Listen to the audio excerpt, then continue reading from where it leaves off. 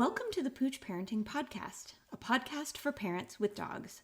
I'm Michelle Stern, a certified professional dog trainer, mom, and former teacher.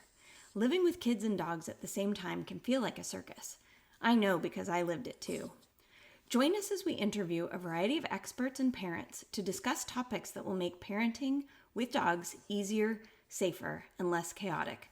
Also, you can love living with your dog again. I'll always keep it real, which might even mean that you hear the messiness of life in the background on occasion, but at least you know you're not alone. Hello, Marie. I am so happy to have you back, even so soon. Hi, Michelle. Yes, I'm so excited to be back. Thank you for having me I again. know. Well, I am really excited to follow up on a million of the things that we started to talk about last time when you were here with Connor. But this time we're going to dive specifically into your dog breed, which is the Windsprite. This is a breed that is new to me. I mean, in the past, probably 2 years since you came across my social media, and I immediately had to follow along to see what this magnificent dog was. And that's how I got to know you, actually, is because I heard about this breed and Connor talked about it all the time. And they're so cute and they look elegant and delicate, but they're not really because they're so feisty and funny and sturdy, even though they look delicate. But I want to talk about a couple of different things here. So number one, we'll talk a little bit about the breed and how it came about. And then number two, I want to talk about why you believe this breed to be so fantastic in families who have children. And I know you have a child, you have a son, Dexter. So let's just talk about the breed in general and what makes them good family pets. Yeah. Windsprites, I guess we'll start with what is a windsprite? Yes, they are basically domesticated unicorns. I often describe them as noodle deer fox dogs. Or for anyone who watches the TV show Hilda with their kids, twig but no antlers. In all seriousness, they are genetically, they'll break down to whippet and sheltie. And there is also a little bit of borzoi snuck in there way back somewhere. For a new breed, so anytime we're starting a new breed, what AKC will want for eventual registration is which 3 breeds is this breed made of, right? And so for the Windsprite, it is primarily whippet and sheltie with that dash of borzoi. So what that means is that we get that really, really nice sighthound off switch, which is like my favorite part of these dogs, is that if I am doing nothing, they will sleep. There's 4 dogs behind me right now, and they're chewing on stuff. Granted, Pokey went into the garbage to steal an empty, who knows what bag of whatever, and she's tearing it into a million pieces, but she's entertaining herself and she's being quiet about it. She's also a puppy, so she's allowed those passes for naughty behavior, right? And then my adults are sleeping, and Mirage, who's hopefully pregnant, is chewing on a horn because she's hungry all of the time right now, but couldn't possibly be bothered to be eating her dog food. Of course. But yeah, it's that really, really nice off switch that they get from the sighthound. But then they also have this, like, I call it stickiness. Like I love to go hiking. I love to do agility. And so it's really helpful when you're doing both of those things to have a dog who is handler oriented or handler focused or sticky. They want to be with you. They want to follow you. They have a desire to pay attention to where you're going and what you're doing. And we get that from a lot of our herding breeds. So that comes from the sheltie. But they don't get so much sheltie that they're that classic, like trying to herd the kids all of the time, because I'm not saying that my dogs have never attempted to herd my child when he's being utter chaos. Yeah. Right. But it gives them a bit less independence. They care more about your opinions. That's really important. That's really important because we had a dog one time that we rescued from, a local organization, and he was a bolter. Like, if you opened the door and you weren't paying attention, he would be gone. And he was a kind of dog, we called him a long and low, maybe like lab dachshund or something like that. So he had, low rider, absolutely. And so he had these stumpy little legs, but boy, could he run when he escaped. And it Mhm. was crazy. And it was just so frustrating to us because we always said, gosh, we just want a dog that wants to be with us. Like, and he loved us. He was really good and affectionate and everything when he was with us, but he also, I think the grass was greener on the other side and he had to go explore. And it turns out that he had some scent hound in him. And so I think he Oh, was picking yeah. up on, and we lived in the hills and there were deer and all kinds of Yep. creatures. And so I think he was just doing what he was, bred to do, which was to go Oh, yeah. follow his nose. Sounds like he was having a And great time. exactly. One of the traits I think of when I think of a sheltie is a dog Mhm. who barks non-stop, because the shelties that I have met are so loud all the time. But I'm talking to you without barking dogs in the background. Uh-huh. So can you talk to me about, because that would be my biggest concern with a Mhm. Windsprite is, oh gosh, they have part sheltie. That means they'll never be quiet. I know. I Can heard you talk? Sheltie, and now all I can think is barking. I Well, know. So talk to that's me about that. yeah, that's why it's really nice to have the whippet in there, because they don't make noise. My dogs are not always quiet. If someone showed up at my front door that I wasn't expecting, they would bark. I can tell you when every time a new dog moved into our neighborhood during quarantine because they need to bark. The first like 2 to 3 times they go by the house, and then they're like, okay, that dog lives here now. That's okay. I don't know at what point they decide that it's not worth alerting over, but at some point it's like, all right, whatever. Mom tells us thank you when we bark about this one, so we'll stop. Hmm. A loud startling noise happens, they'll alert bark. They'll bark when they're playing, but they don't need to bark at every bug fart and just because they felt like testing the sound of their own voice, right? Like they don't Yeah. need to check Right. that their voice box still works.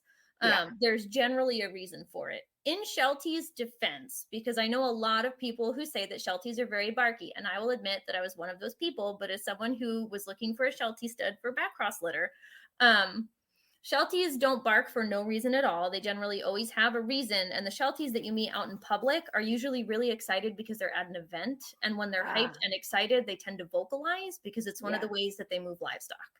So, that being said, at home, not that they won't ever bark, but again, it's usually they have a reason, but the Right. pitch of the bark can be very high, which can be upsetting for some people. We were just talking, as Aura will now demonstrate for us, Yes. when Thank she you. talks, you can hear the Sheltie because Yeah. that is not really what whippets sound like when they bark. Right. Yeah. Miss Aura, your Sheltie's showing. We didn't need a demo. I know. I'm on Zoom and she's not in my lap. Yes. Well, she can join your lap at any time. I would be You see, happy when to she see was her. pregnant with her litter and I was doing her puppy interviews, I had to go pick her up. And so now she's still in that routine. And so embarrassingly, as I am wrapped around my dog's dew claw, I'm going to go pick her up like the baby Good. she is. Go for it. You can pick her up. I have I'm no going to problem with because that. otherwise we're going to listen to her squeak for the next, hour or so.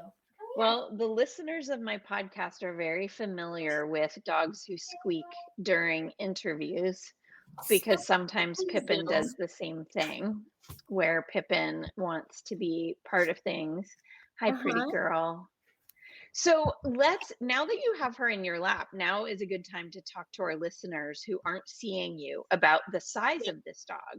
So they are delicate like a whippet and slender and beautiful like a borzoi. They have a coat that reminds me of a borzoi, right? So they're not short haired, but they're also not like super long haired either. What do you call that kind of a coat? It's beautiful. It's very silky.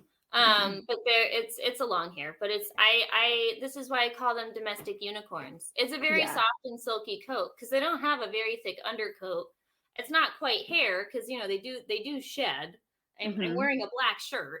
I don't know. It does have white freckles on it though on purpose. I'm covered in hair. It's just a little difficult to see because I have 4 dogs. I don't want to alarm listeners. There's 4 of them here. So of course I'm covered in hair. And I don't know what to tell you. But no, so she's 20 pounds, which is not heavy. She's on the smaller side. The females, I think, tend to be smaller than males, as is for most breeds. But they're what I call origami dogs. They kind of fold for storage because they're mostly legs. So they can like donut up and then become just the mass of their body and kind of tuck all the legs away for storage. Right. Yeah.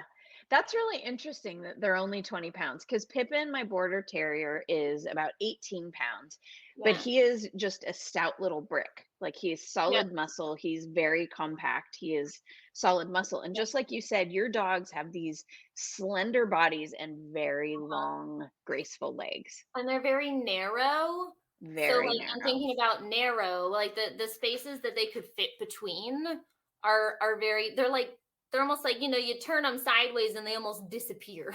Yeah. Yeah. Because they Yeah. are narrow dogs.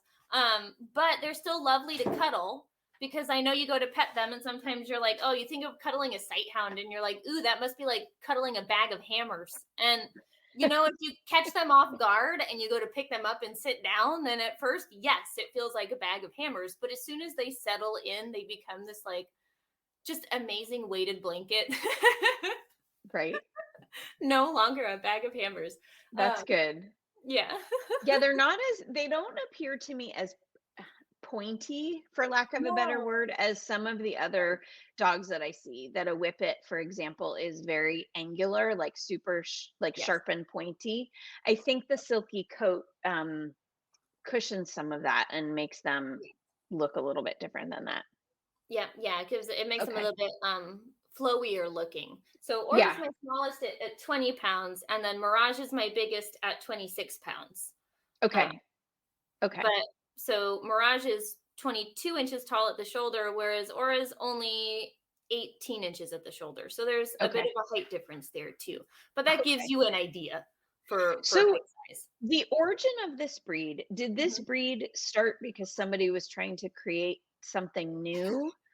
Like, how does this happen? Well, This is really, there's and is it a recognized AKC breed now?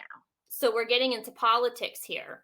Okay. Yes, this is where we get political. This breed was started by Walter Wheeler in Boston in the 50s, who bred whippets and would swear, and there is a recessive long haired whippet gene. And Walter claimed that that was the gene that he had been able to pull out in whippets in his program. And maybe he was unaware that one of his sheltie studs mated with one of his whippets, because if we DNA these guys, then I'm really, really sorry, but there's sheltie in there. Mhm. And there was a litter of one silken windsprite is what they're called on the other side of the pond over in Europe. In Germany, someone did a whippet sheltie breeding, and they look so much like Windsprites. It's insane. So yes, the sheltie is in there. I'm really sorry, Walter. Science said so. So it was really, what was the draw to it is I honestly think it's just aesthetics. Yeah. It's just a nice looking coated sight hound. Right. Okay. Was the desire in it. Well, Today, as we continue on with this breed, we're looking at, they're really nice companion dogs. They're very, very nice companion dogs, and they are primarily being bred to continue to be really nice companion dogs. And that's we one have of a the shortage of really nice companion dogs right now. I hate to say it. I mean, this is a topic that's a little bit heated, and in prior podcast episodes that I've had with Kim Brophy and Trish McMillan, we've talked Yep. about how a lot of the dogs, let's say you wanted to adopt a dog at a shelter and you go in there, a lot of the dogs that are in there are not necessarily those that you would want living with your young children for a variety of reasons. Either the dogs have anxious behavior, they might be more inclined to use their teeth on people's skin or on other dogs. They might be fearful, and this is all, of course, through no fault of those dogs' own. And I have no No. problem with anyone who wants to take on a project. But if Yep. you're trying to raise a family Mhm. and keep your sanity and have happy, safe children and have Yeah. them have good relationships with dogs, you have to be really careful as a parent of what canine you decide to share your life with. And you can do it. It can be doable, but not always safely and not always with your sanity intact. And so this Right. is particularly why I'm excited about this interview, because it seems like you're perpetuating a really nice companion, Yeah. right? Which is what people are looking for. They Yep. want, we, and especially we have a lot of people who want a smaller but not pocket-sized dog, Yep. that is just really nice to live with and that they can Yep. take places, but that also will sit on the couch with them. Like this Yep. seems kind of too good to be true. But you have it. I mean, you're doing it. So talk to me about your dogs and their relationship with your child and like what are some traits too that when you're choosing to breed, you just said you may have a pregnant female right now. Like Yes. how did you choose the male, the dad, and Yeah. what were you looking to accomplish, if that makes sense? Yeah. So I have a bit of a whole process, and I don't know if you want to hear this whole process, but we can kind of, I'll do my best to go through the process as quickly as possible, Okay, just so that sounds people good. kind of get an understanding of like all the thought that goes into this, right? Right. So in general, I will have my program goals. Like in the back of my head, I have what does the literal perfect puppy look like the golden egg. What am I Okay. chasing? What is my purple dragon? And so then I kind of look at that and almost like a video game character or a Pokemon card, there's stats that I'm trying to achieve for how handler focused is this puppy? How handling sensitive are they? How environmentally sensitive are they? How dog social are they? Are they puppy social? Do they like people? Do they like kids? How social are they with people and kids, right? Because for me, there's a big difference between a dog who's hypersocial with people, meaning as soon as I see a person, I am now making tea kettle noises because I am so excited that a human being is existing in my space and I need them to touch me right now. Oh my God. And that would be Aura. And I love her to pieces. And she's very, what I would call hypersocial. She loves people. And there's nothing wrong with that. But if you're a first time puppy owner and you've never had one before, then having a young puppy or an adolescent puppy, really, because that's when this behavior is going to start to shine, is at that nice bright peak of 14 months and give me the keys to the car because I can drive by myself now. That really fun teenage age when I don't care what you say because I know everything. And now they're throwing themselves at every person that exists. There are sure worse problems to have, but my preference is for a stranger sociability neutral, meaning I like people. I see them and my tail might wag. I'm so happy that they're here, but I don't need to go flying at them. If they want to say hi, I'll initiate an interaction. I will say hi with them, but I'm not flying across TJ Maxx because there's someone in the store, right? Mm-hmm. So we look Right. at, here's my idea of a perfect puppy, and then let's look at the dam that we're planning to use and what are her stats and in what areas is she weak. So if we're looking at the example of Aura, then for Aura, I wanted a stud who, one, didn't make that squeaky noise that we heard earlier because is it genetic? I don't know, but I don't want to take the chance that it is. Right? I'm trying to make pet dogs, not the next American Idol. And then I also wanted a dog who was more neutral with strangers and not hypersocial, because if I take hypersocial and I mix it with hypersocial, I'm not going to guarantee that those two things are going to cancel each other out. They're probably not. Yeah. We're probably just going to get a bunch of hypersocial puppies, which if I wanted hypersocial would be great. But I don't. That's not what my program's after. So we really break down temperament of our dogs. And then so once I have my stud picked out based on, well, here's all the boys that could fit. Here's all the boys who are stranger neutral and are not barkers. Now let's look at their health. Do they carry for anything? And that knocks out these 4 dogs because maybe mine also carries for it, right? And then I can start getting picky and looking at structure and aesthetics and other pieces of temperament that might not be top priority goals for the program, right? But more buried underneath. So like resource guarding is something that I don't play games with. Even if dogs are a normal amount of resource guarding, tolerance for that, like Mirage, I love her to pieces. Her things are her things. So if another dog wants to take a thing from her, she's going to say, no, this is mine. Right. Whereas Aura in that regard is very conflict avoidant. So another dog will come over and say, hey, give me that. And she'll go, okay, you can have it. I don't care. So for Mirage, when I'm looking at studs or a future boyfriend, I want to go, does he ever resource guard? And I want that answer to be no. Because again, I'm making pet dogs for families with kids. So I want to do my best to eliminate that resource guarding, whereas I might dismiss it. A normal amount of resource guarding is a normal amount of resource guarding if my program was performance dogs, but it's not, Yes. it's pets. So I don't want resource guarding. So that's something that I want to work to eliminate, even though it's what I would consider to be a normal amount.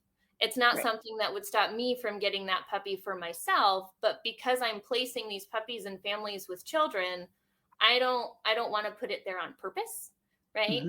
But once our dam and our stud, or the mom and the dad, are selected, then we look at those stats of the two of them together, and I go, okay, worst case scenario, right? If these don't cancel each other out like I want them to, and all of these puppies have all of both of the parents' weak points, would I still feel okay sending 5 people home who have never had a dog before with one of these puppies? And my answer has to be yes. And then I will go forward with breeding. But before I can, worst case scenario, would I send all of these puppies home with a family that's never had a puppy before? Would I be okay with that, with these, quote unquote weak points that I have in whatever statistics? I love that. That is such a great summary of what in my opinion, a good breeder is going to do, right? We're going to look at health. We're going to look at temperament. We're going to look at best and worst case scenarios. I love that. To me, that is super meaningful. And I saw a post on Facebook this morning in a breed group. And somebody was complaining about the price of dogs, the price of dogs these days. And it was really frustrating because he said the greedy breeders, and I just laid into that person. I mean, I did it in a constructive way. And I said, do you realize the cost for health testing, genetic testing, the amount of time that it takes to adequately socialize one, yet alone an entire litter of puppies, so that they're even a dog you want to add to your family at all? I said, maybe if you think this is such a terrible industry, then maybe you should not get a dog from a breeder at all if you think they're being greedy, because most breeders that I know are not making a ton of money off of this. They're doing it because they have a passion for an outcome, right? And the outcome is either, a family dog or a working dog or a sports dog or whatever it is. Yeah. And we can, and I have no problem talking about what those expenses are for a breeder, because I know that you see a sticker and you go, oh my God, that's a lot of money. It is a lot of money, because one, we have to pay a stud fee. So that means that the stud dog had to go through health testing prior to any breeding. And we have to give the owner of the stud dog either one puppy or whatever you would pay for a puppy. So that's one puppy out of the litter that I've now made no money on, and have in fact lost money on, because that pays my stud fee plus the expenses for any vaccines, any stool testing, any of that you can consider not covered by what I sold that puppy for, because I didn't sell that puppy, right? We have prenatal vitamins for the dam. As soon as breeding happens, her food starts increasing only just weeks into it. She's probably not going to want to eat her food anymore. So you're going to have all those really fun food things that you got to try and convince her that she should, in fact, be putting calories in her body. The ultrasounds during pregnancy, then you have your x-ray. You're going to have to set up your whelping room. You're going to need a space heater or heating pads or something if it's winter and it's cold. There's all the lost hours and sleep. The amount of times you're going to run your washing machine is insane. Electricity costs no one wants to talk about, but when you're running your washing machine that much, if you have an electric water heater like we do, because you have to run your wash hot because we're sanitizing it, right? I'm sanitizing. I'm not doing a cold, quick wash. This is a sanitizing cycle. Right. Same thing with the dishwasher. Do you know what kind of messes you make when you start weaning a litter? I'm running the dishwasher like 4 or 5 times a day. So by the time these puppies go home, after all the expenses that have gone into them, no, we actually don't make any money. We would need to charge significantly more, because I think breeders probably did used to make more money. I don't know. I would need to talk to them, but I think the cost of health testing went up and the cost of puppies went up, but I think it didn't go up quite as fast as all of the other costs for expenses did. So it's really, I do this because I just really love raising puppies, and I just really want to be able to give people nice puppies. honestly. No, I think that's amazing. And I think that's especially true. All of the financials that you talked about, Yeah. when you have a dog that tends to have smaller litter sizes compared to, Mhm. let's say, a lab that has a Yeah. dozen puppies, maybe that breeder makes a little bit more money because there's so many puppies.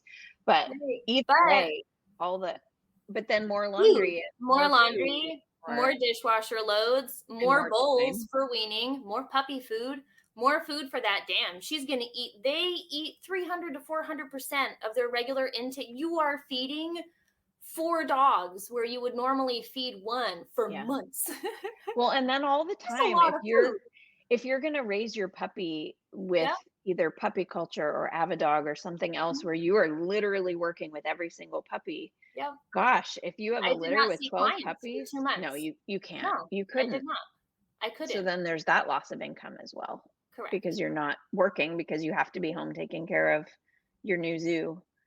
Oof, Exactly. that's a lot. All right, well, It let's is, talk about some of the behavior but it's worth traits. it. Oh, yeah. Well, it is worth it if it's what your passion is, right? But it Correct. does show that like the gratitude of the people who receive these puppies Yeah. should represent the Like, effort you put in, right? and I'm saying for people who look at the price of a puppy from a breeder and go, oh God, that's a big number.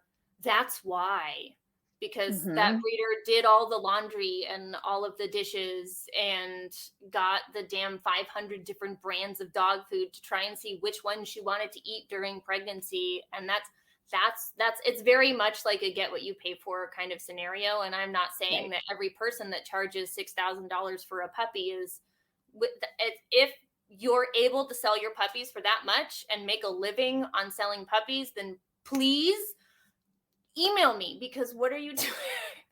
Yeah. Well, and If I let's can make make sure a it's living ethical. raising just puppies, Well, right? and Oh, let's just say, since we're here and we're talking about this, we do yeah. have to put in the caveat and the warning label and all the things that you have to be sure you're actually getting what you're paying for, right? So that you Exactly. could Yep. have somebody like Correct. a puppy mill who Uh-huh. has the savvy to put together a really pretty website with Mhm. photos that aren't actually theirs, and they Yeah. lie and they tell you they're doing all the things, and Yeah. then they ship you the puppy in the mail and And you it's do not scary. get what they said, Right. right? Or the These puppy is sick exist. or Yeah. whatever. So I just have to say, like, this is why, Hmm. talking to you, for example, if I were thinking about getting a Windsprite, I would be have zooming with you. I would be Yeah. watching your dogs. I would be literally seeing what you're doing as Yeah. opposed to just taking your word for it, right? And I Correct. know that not everybody has the privilege of being able to do that, but whatever it is that you can do to try to get to know, even if it's scouring their Facebook feed of like Correct. Yeah. random videos from a year ago, to look at Where the the dog's behavior or Correct. anything else. This is what we want to see. Anything to tell you where puppies are raised, it is going to be an immediate red flag to me if I reach out to a breeder and say, can you just send me a picture of where your puppies are raised?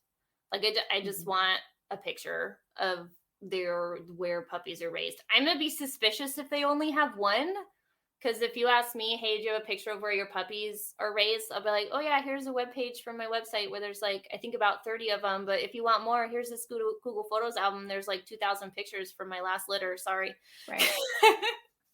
Right. But if they only Yeah. have one, that's concerning to me. Mhm. Also, they should really want to talk to you. I love talking to puppy people. I don't do it every day. I do a lot of talking to everyone as litters are getting closer and as I'm getting ready. But when I'm looking for studs and planning that, I'm not doing a lot of Zoom meetings, but they should want to talk to you and answer your Right. questions Well, before and you're you get just the as puppy. invested though, right? Like as a Oh, breeder, correct. you deeply care about the I homes that love your my puppy. babies are going to, Yeah. right? So you need those babies to go home.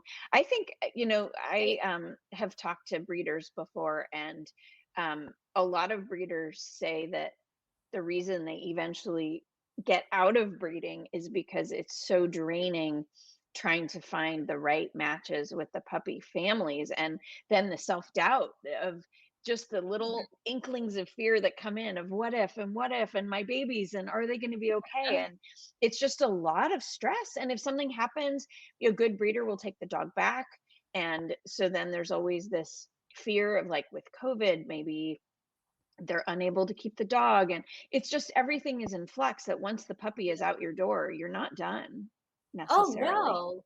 I talk to these people every day. Absolutely not. You're not Yeah. done.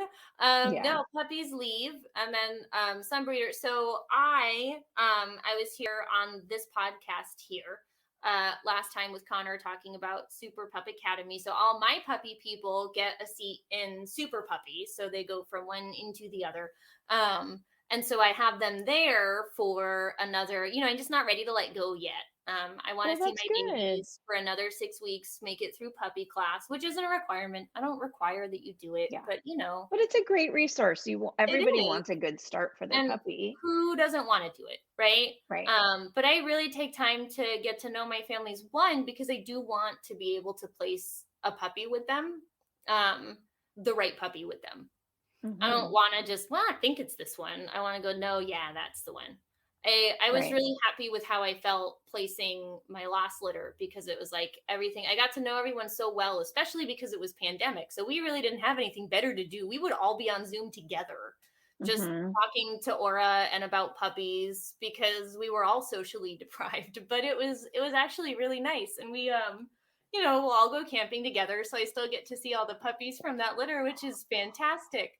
That's so nice. But the more I get to know families, the more I get to know some things that pop out. Like I had one came to visit, and their youngest is trying to pick up puppies and cuddle with them, and they're at this point 6 weeks old, so they are land sharks and they are chompy and bitey. But I had one in this litter who was really cuddly, and the child made their way over to that one and picked up that puppy and went, oh. And in the back of my head, I was like, yeah, I was thinking about that one for you, because he really loves to cuddle. That's so Right. cute. Yeah. But yeah, it's those little things where they never said that they really wanted specifically a cuddle bug. That was not on their list of things, but it was something that I picked up on in talking to them and getting to know them. And it became one of the things that they appreciated the most about their puppy, was how cuddly he is. And it's those things that you can't, like, without interacting with people, then you don't get to learn about all of those things, Right. Yeah. Um, I think that's so good and so perceptive of you. And it pays dividends at the end, because then you have a happy puppy, a well-placed puppy, and really happy clients because they got the puppy of their dreams, yeah, right? Which yeah, means it's a really good fit.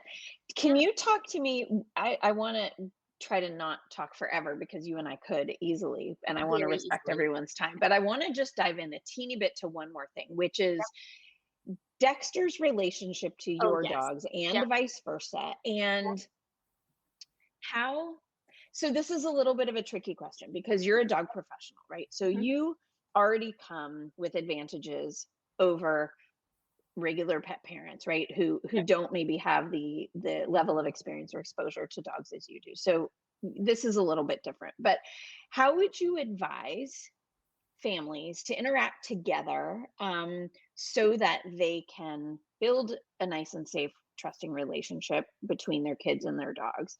Because Dexter has a beautiful relationship with your dogs and vice versa. Yep. And it's really nice to watch. However, if I were to just see a single picture of Dexter in the bathtub with a dog, which I have seen, It's a but I regular didn't occurrence. know who you were, and I didn't know about the dogs and their past experiences, or Dexter and his training as a young Yep. dog person. Yep. I would be like, oh my gosh, that could be dangerous, right? Or give you a heart attack. Yeah. So can you just talk to me? It's not a specific question, because I don't really know how Yeah. to say it, but I know that you know what I mean. Like, how do we? I can definitely talk to you Yeah. about my kid and my dogs. Okay. Good. Good. Good. Okay. Good. I'm sorry, you want me to talk about my child and my dogs? I I got know it's like this. the best thing ever. What? I know.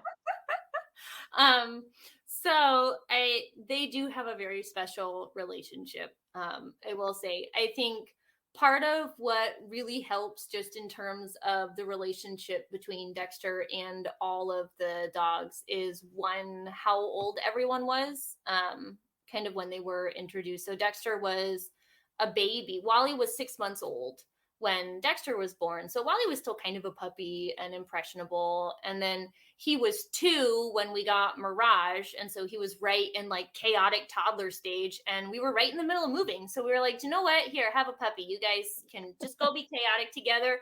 We got this nice new yard. I'll be in here unpacking. I did not send them outside alone together. No, of course not. But so one, careful interactions when they're first setting the foundations for their relationship.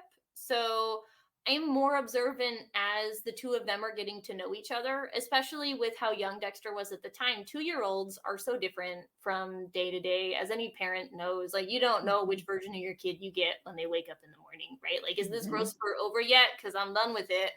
Are you done with it? And that can be really confusing for dogs. So to know what days, like there would be days where in those, like right at the peak of 3, where it's like, oh gosh, when Dexter would wake up and I'd be like, you know what, you're a lot for me. I'd be like, hey dogs, who wants to have a bone downstairs? Because the kid's kind of crazy today. Right? But that's where that off switch comes in really nice, because they were all like, wow, what a great idea. Yeah, we love fresh laundered beds. Throw some blankets in the dryer for 20 minutes, throw them on top of those dog beds. And my dogs are like, what did we ever do to deserve these amazing beds with these amazing chews in this lovely quiet room, right? Yeah. So it's knowing your dog and at what level that your child gets too chaotic, where it's like, okay, my dog's going to need a break. And then removing your dog before they need that break. Like, it's okay to go, well, my kid's being crazy right now, so I'm going to move my dog. But then also to know what games your child can do with your dog, or what things they can do that are safe. So like one of Wally's favorite things in the world when Dexter was little was to hand touch his hand when he was trying to eat. And then, Dexter would just be throwing cereal at him. He was not at all trying to, he's 2.5. He is not timing his cereal throwing as reinforcement. My dog is begging and half stealing food, but I let it happen because it's relationship building, and because they were both having fun, and because it was safe. Right. And you knew it was safe, though. That's really important. You had no resource guarding going on. So obviously Wally does not resource guard. Right, exactly. My child is strapped into a chair. So he's not going to get off the couch and chase the dog down to get the Cheerio back. Exactly. The child is up and the dog is down. So we're not face to face. And really, Dexter's just sitting in the high chair looking at me, and he's laughing. And it's one of those things where the instinct is to tell the dog, no, get down. Right? Like, no, these aren't your Cheerios, get down. But he goes to jump up. The kid goes, ha, ha, ha, you're so funny, and throws a Cheerio. And the dog's like, oh my God, I love this kid. And I was like, all right, you know what? You two can go for it. You can have this game. This can be your game. It can be, and because he ate his Cheerio, he came back. Dexter's hand just hung off of the sides of the high chair, because that's how he ate when he had the high chair. So Wally offered a nose touch. And, 2.5-year-old looks over and goes, oh, the dog's back, and threw another Cheerio. And so it just kind of became this game. It was safe, and they were having a great time. And they still did it when we moved into our new house. And then Wally sat in a chair next to him, and I put a bib on the dog. But do you know what? We all dealt with quarantine our own ways. Yes, no, for sure. Yeah. No, I like that you said that, though. It's things like that, where it's like this. Like, do I want dogs trying to get food off of high chairs from kids? No, but he's not attempting to actively steal it. It's more of like, hey, I'm down here. Do you want to share with me? Right. And it was relationship building for them. Other safe games that he'd be doing as I'm kind of getting to know the 2 of them, because it at that point, Wally wasn't even behaviorally mature yet, and Dexter's still going through a ton of changes. Now that he's 6, he gets way more leeway with them. But they, he'll go to their cookie jar and grab cookies and like walk around and drop cookies behind him. And I don't have dogs who resource guard, so I can leave that treat jar out. And he has a limit to how many times he can do that, so that my dogs aren't sausages. Not that they would be, because they stop eating once they're full anyway, which I think is a Windsprite perk. Because definitely they would totally, if you pulled out higher value food, they would keep going. Right? It can be a pain in the butt if you want to train with just kibble, But, if you're like me and you totally meant to empty the rest of that 40-pound bag of kibble into your plastic bin before you went to bed last night, but you forgot, then it's handy to have dogs who don't knock the bag over and eat the rest. Yeah, for sure. Yeah, walking around and dropping kibbles kind of as he goes, but just those little games that they can do together and allowing my dogs in ways that are appropriate to tell him when to say no when I've already tried, right? So if I've said, no, the dog doesn't like that, please stop. No, the dog doesn't like that, please stop. And I know my dogs. I know that if my dog is going to snap at my child, that it's going to be in the air and it's not going to hurt anybody, right? It's going to be in the generic zone of, and I know that he's going to listen. And when they say, no, I don't like this, he knows that that means that he needs to stop. And he can also tell you what a yawn means or what a dog looking away from you means. But because I know that my dogs have that inhibition and because my dogs are safe, to what I would consider to be child safe, meaning they have good inhibition. And when they get to a point that they feel like they need to use their mouth to send a message, they don't do any physical damage, nor do they make contact with skin, right? It is just a mouth flying, but it allows me to allow them to have all the social interactions that they do. Because if my dogs, when they got to a point of saying, no, I don't love that, if they were doing damage, then they would not be in the tub with him. Yeah. Right. I just want to intervene real quick. So this is really interesting. So what you're saying is kind of what a lot of grandparents will say. Let them work it out, right? Because a lot of my families, a lot of my clients will get really frustrated because they know their dog better than their parents do, right? So I have a client right now and she is a doctor and her parents are kind of questioning why she's on high alert. And she has every right to be on high alert with this particular dog. I would not consider him to be child safe the same way that Wally was, right? And yet her parents are kind of like, I don't see what you're worried about. They should just work it out. But the problem is that not all dogs are going to have that level of inhibition or be safe enough that the warning is actually a warning and is not a bite. So I do think that what you're describing is like the unicorn, right? That is what you have created. You have created this though, and you have the level of knowledge that you can safely interpret the scenario. You can intervene when necessary. But a lot of people, like just sort of the regular normal people out there, sometimes need to prevent certain things from happening because there is it's like 0 to 60 in a second, as opposed to your dogs are like slowly ramping up and they communicate what they need when they need it, right? So there's this huge range of dog behavior, child behavior, parent risk tolerance also, right? Risk assessment, essentially. Exactly. And we do it at the playground all the time when our kids go to try something new. Like when they go to climb that structure that you've been helping them with for the longest time, and you really got to sit there and you got to watch and you got to go, okay, if you fall, how bad is it going to hurt? And am I going to need to drive you to the hospital? Right? Like, can I let you fall? Can I let you learn about gravity? Is today the day that you learn about gravity? And I had to do that risk assessment with my child and my dogs. And for me, the risk assessment is different because of the dogs that I have. Right. I have had these dogs since they were babies. I know them like the back of my hand. Dogs are my work. So I spend all day staring at and talking to them. Let's get real. I narrate for them sometimes too. Me too. Just in case if you were wondering. But I wouldn't have that same luxury with a different dog, or I would need to wait for my child to be a lot older before the risk assessment would make sense. Right. Like, it is calculating that risk, and you're kind of going back to, just kind of let them work it out. In a sense, eventually, yes, I did, but also before that happened, I armed my dogs with an incredible toolbox of how to move away. So they know how to leave if they don't like it. That's not a thing that a lot of dogs are taught. We're actually really good at rewarding dogs in one specific spot all the time, like a station. which is not always helpful. I think they also need to learn how to go. Like, if you don't Mhm. like it, leave. That's goodbye. You are not trapped on the couch by a 6-year-old. You can get up and leave. I do it all the time. Highly recommend Yeah. it. Right? Yes. Like, your kid's poking in your ear and you don't like it anymore. So you just get up and go somewhere else, because today's not the day that I want to argue with my 3-year-old over why it's not nice to lick your finger and shove it in someone's ear. And we have to teach our dogs those same skills, right? Yes. I understand that it's not nice when the kid licks their finger and shoves it in your ear, but we need to just move away when those things happen.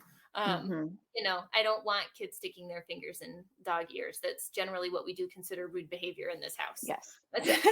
Yeah, But everywhere. I it agree. is a thing that could happen. And so it's kind of one of those things that how is my dog going to react? And is there anything that I need to teach my dog? Does my dog need to learn a way how I want them to react? Does my dog need to learn how to move away? Does my dog know how to move away?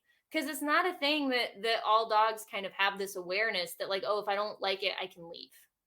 I agree. Yep. It's really, really hard, especially for dogs who want to be stuck to you, Yes. because then they enter this land of the internal conflict of like, oh God, I really want my mom because I feel safe with my mom, but why is that kid still here? Right? Because with you, I feel safe, but then of course, so does your child. So then you're in this icky place. And so that like, no, you can really exist as just a dog over there on your bed because it's not your turn right now. I'm really sorry. Mhm. Right? Yep. Is actually a really important skill. Yes. And one of the things that when I do have clients come to me, or when I have people, because I breed, but also I do behavior consulting. And so I kind of have, like, you know, I'm on the behavior side of things and the the breeding side of things. So I don't obsess over breeding plans or puppy raising at all, ever. Oh, right. No, not at all. Never, not at all. Yeah. Well, but yeah, yeah. so it's you know, I'm gonna say that it's one of those things where, hey, it's not your turn right now, is a thing that when I have someone who comes to me and is like, hey, you know, we really want to start a family next year, but we want to get a puppy now. Is it a good idea? Is it a bad idea? I'm like, I don't care. You can get a puppy now before you bring baby home. You could have your baby and then bring your puppy home. Whatever sounds great for you and your family sounds great for me, and I'll help you prepare for it. But the one thing that I want every dog who lives with a kid to learn is how to move. Yeah. If you don't like it, leave. I think that's a really good skill. I hear a lot of my clients resist the dog being, quote, sent away. Yeah. Because they feel that we're saying that the dog can't be part of things, and that we're, Right. you know, you're off an exile dog while I focus on the kids. And then there's a lot of guilt around that. But Yeah. that's not at all what you have mentioned many times, where you talked about the dog downstairs with a bone or the dog off on the bed. You're not saying the dog's not part of the family, right? You're No. saying there are times when everybody needs a break. Yeah. And this is actually one of the best ways of love that I can show you, is to give you that break so that you can be your best self later when Like, you're back with I us. wish that I could hang out down here with you guys with a pint of ice cream and a warm blanket, but I can't leave him unsupervised upstairs. So you guys can hang out down here. Yeah. Yeah. Right? I mean, kids are a lot sometimes. Yes. And it Yes. is 5,000% okay on those days to look at your dog and go, you know what? I can foresee the future. I know where this is going to go, and you are not going to like it. Yeah. Well, and we wish we could get a break sometimes, but we can't take it as Exactly. the parent. So let's give our No, dogs the break we wish we could have, exactly. because that's And one thing we can But it control. gives you a break too, because then you don't need to worry about it anymore. Yeah, Like, I and agree. that's another valid reason for putting your dog away. If you're tired and you don't want to do it right now, you are allowed to say, here, dog, here is this really yummy thing that you can have in another room. And I don't need to worry about any interactions between you and this child for the next, X amount of time.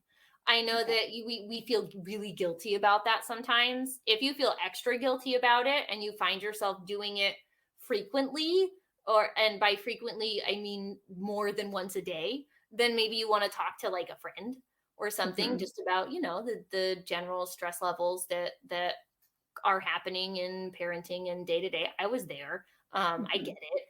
but like you're allowed to say, wow, this is a lot. You can't you could go put your child in a crib with a Kong, but that's really frowned upon. You can put your dog in another room with a Kong.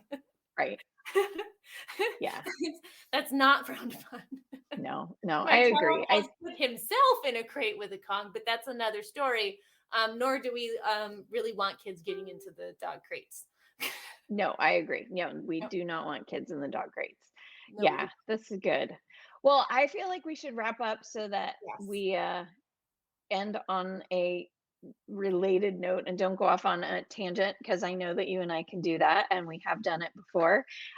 This was so interesting. I love knowing more about your breed and the thoughtfulness that goes into creating these family dogs, and also just the reality of what it's like to parent kids and dogs at the same time, and why this dog fits so beautifully into that picture. They really do. And they love tell to us. play. They're like so goofy, which is one of the things that I love the most about them. Is like my husband is not by nature a dog person, which I'm sure like a lot of listeners, the other half of parenting, if you have another half of parenting, is not always on the same page with things that you should be doing with your dogs. But my husband thinks it's really funny to like come barging out of his office with this like bone skull wand thing that he made, screaming fireball, because I don't know, quarantine was hard and some of us needed to 3D print skull bone. I have no idea. Don't ask. Some Whatever. It's a spouse thing. It makes him happy. But he runs out screaming. I guess the dog's all riled up and they are all barking. Like their sheltie is showing. And this is a situation where they will be barking because exciting things are happening. We are having a party and now we are yelling. And then the kid will start screaming. One of my 4, without fail, it will be one of the 3 adults. Either Wally, Aura, or Mirage will go, this is a lot. And we'll leave and go downstairs. There it is. That if you don't like it, leave. At least one of the adults on that day, and it's different every time because it depends on how everything else has been going, because they are individuals. And I love how it kind of shines in that moment where they'll like, one dog will go, this is too much for me right now as an individual, I'm out. And they'll go downstairs and settle in a crate. And that's a great answer.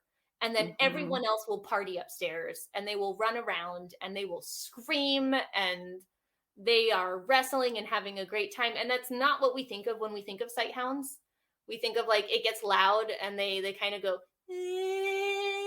and they kind of disappear into the corner and they like shrivel and shiver. Like a sad raisin. These dogs have more resilience than that. They have more resilience. Yeah. But it's, they're a lot of fun. They're a ton of personality. They're a lot of fun and they do fit really, really well with my kids, and that with my kid and his friends who come and visit. But that being said, then there are within every breed, of course, anything that you're looking into, there's going to be differences. So do make sure that if you do have kids at home and you're looking to get a puppy, then look at other dogs that breeder has produced if you can, like if they have a Facebook group or pictures of people that puppies go home with. Make sure puppies have gone to kids. Good idea. They go frequently. Because if you're like the first person, I mean, it's not incredibly going to happen, but if you're looking through all of these pictures and it's all puppies going off to people who do not have kids, and then maybe we do some social media stalking and they're all like running agility or doing sports, and then we start to go, oh, are these performance dogs? Because you don't want that drive in a family pet, which is, another inch, because I do compete in agility. Those are Wally's ribbons. I see the ribbons. Yeah. That's Wally. So you can have a companion dog also compete successfully in sports without being a performance purpose bred dog. That's a whole nother rabbit hole I'm not going to go down right now because you said we're going to wrap this up. Yes, I did. Come back to me, Marie. Take it down a notch. No, I love this. No, I do like that because a lot of us, have other things that we do with our dogs aside from just sitting at home, right? I do therapy work with Pippin at the hospital, but we also love to go hiking. But I Yeah. also just sometimes need a dog who's going to hang out around the house while I cook, because I love to be in the kitchen and all Yep. those kinds of things. We need a dog that fits with the kind of life that Correct. we have. You have a Facebook page I do. and resources where people can learn more about your breed. And I'm assuming see a plethora of pictures, especially An if we insane have a amount of pregnancy pictures. of our growing mommy, and then you're going to baby spam us, right? I'm assuming if we have babies. Assuming we have babies, there's going to be so much baby spamming. Okay, The so baby where can people spamming go to is get unbearable. puppy spam Puppy and reach spam. out to you? The Yes. the majority of puppy spamming happens on Instagram and Facebook stories. Okay. So on Facebook, it's Apsara Windsprites. If you're Okay. looking for us on Instagram, it's Sprites of Apsara, but we'll link both of those. Okay.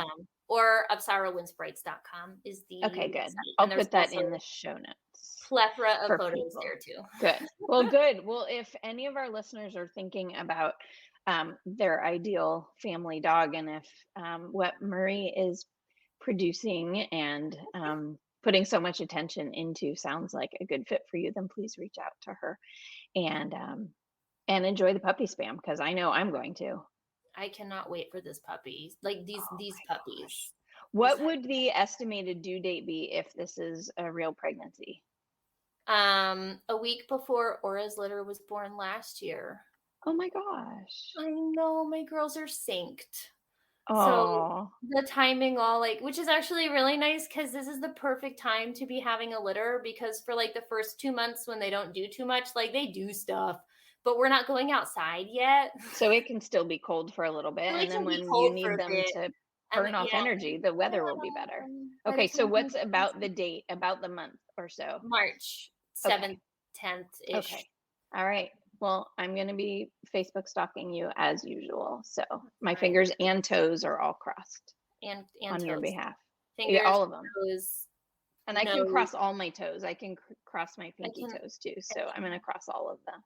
Okay, you go. Okay, good. I can't cross my pinky toes. I can cross my pinky fingers. Okay, well, we'll cross all of them. You're all crossed, Mirage. Yep, they're all crossed.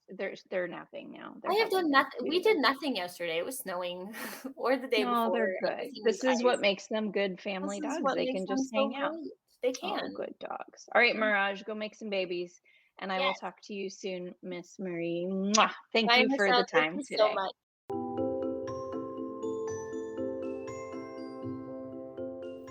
If you enjoy the Pooch Parenting Podcast, please subscribe and leave us a review on your favorite podcast app. Also, don't miss www.safekidsanddogs.com if you are a parent with dogs and could use a little extra support. I would be happy to be on your team. Take care.